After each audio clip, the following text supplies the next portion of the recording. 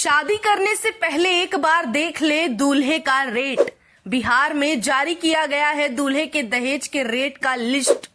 Private से लेकर सरकारी तक सबका है रेट फिक्स। बिहार में बीते दिनों एक स्कैम चल रहा है जिसका नाम है पकड़ौआ विवाह। खबरों में लगातार पकड़ौआ विवाह से जुड़ी हुई कई खबर चलाई जा रही है। अब ये क्या है, कैसे होता है, ये बात हर किसी को पता होगी, क्योंकि इसके नाम से ही समझ आता है जो बिना मर्जी और जोर जबरदस्ती से कराई जाए। लेकिन अहम सवाल उठता है कि आखिर इसकी जरूरत क्यों पड़ गई। इसे लेकर कई मीडिया संस्थानों ने अपनी ओर से जांच पड़ताल की है और छानबीन करने के बाद जो रिपोर्ट सामने आई वो हैरान करने वाली थी। पकड़ौआ विवाह करने का मुख्य वजह दहेज से छुटकारा पाना पाया गया है। अब ये सोचने वाली बात है कि जिस दहेज प्रथा को बिहार सरकार ने डंकी की चोट पर बंद करवाया था, अवैध बताया था, आखिर वो बिहार में इतने धड़ल्ले से कैसे चल रहा है।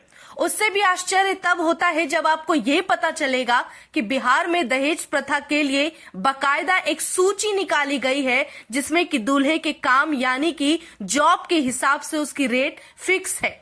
जिस तरह से आप किसी शॉपिंग मॉल में जाते हैं और हर आइटम पर टैग लगा होता है, ठीक उसी तरह बिहार में मौजूद हर आसपास दिखने वाले लड़के के ऊपर भी एक टैग लगा है और वो टैग है उसके काम के हिसाब से उसके दाम का।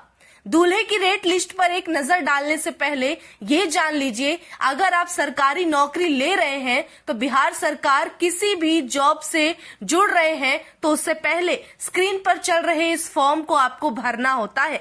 इसमें साफ तौर पर लिखा गया है, अगर आप इस फॉर्म को भर रहे हैं, सरकारी नौकरी कर रहे हैं, तो दहेज के बिल्कुल खिलाफ रहना होगा, दहेज बंदी का समर्थन करना होगा। और अगर इस फॉर्म को भरने के बाद लेन देन दहेज लेते देते पकड़े जाते हैं या इस तरह की कोई पुष्टि होती है तो आपकी नौकरी चली जाएगी, आपको नौकरी से बर्खास्त कर दिया जाएगा। 2017 में बंद किए गए दहेज प्रथा में ना जाने कितने ही इस तरह के फॉर्म सरकारी कर्मचारियों द्वारा भरे गए होंगे, लेकिन गनीमत देखिए कि एक भी फॉर्म आज तक पकड़ा नहीं गया। आज तक एक भी ऐसे लोग सामने नहीं आए जिसने फॉर्म भरने के बाद दहेज लिया हो। ये बात हर कोई अच्छे से जानता है कि ये मुमकिन ही नहीं है। आप दहेज ना ले रहे हो, ऐसा हो ही नहीं सकता। समाज में अभी भी इक्के दुक्के ऐसे लोग हैं जो कि दहेज प्रथा के पूर्णतः खिलाफ है। तो धांधली हो कहाँ रही है ये समझ आ रहा होगा। इसको और बेहतर तरीके से समझने के लिए आप छोटे से उदाहरण को समझिए। शराबबंदी भी नीतीश कुमार ने बिहार में बंद कर दी, लेकिन आए दिन शराब के कारण, विशेषकर देसी शराब के कारण कितने लोगों की मौत होती है ये खबर में सामने पढ़ने को मिल जाता है। यानी कि ना तो बिहार में शराबबंदी बंद हुई है और ना ही दहेज प्रथा को रोक पाया गया है। अब सबसे आखिर में बात कर लेते हैं दूल्हे के रेट लिस्ट की। अगर आप शादी की सोच रहे हैं तो आपको इस बारे में पता होना चाहिए कि बिहार में लड़के की डिमांड से पहले जो ऑफिशियली सर्कुलेटेड लिस्ट है उसमें उसके जॉब कैटेगरी के लिए कितने दहेज देने होंगे। इस वक्त आपकी स्क्रीन पर एक लिस्ट चल रही है जिसमें साफ साफ देखा जा सकता है कि अगर दूल्हा उस कैटेगरी यानी कि चतुर्थ श्रेणी के कर्मचारी हैं तो उसे 5 से 6 लाख दहेज और एक बाइक जिसकी कीमत 1 लाख तक की होनी चाहिए।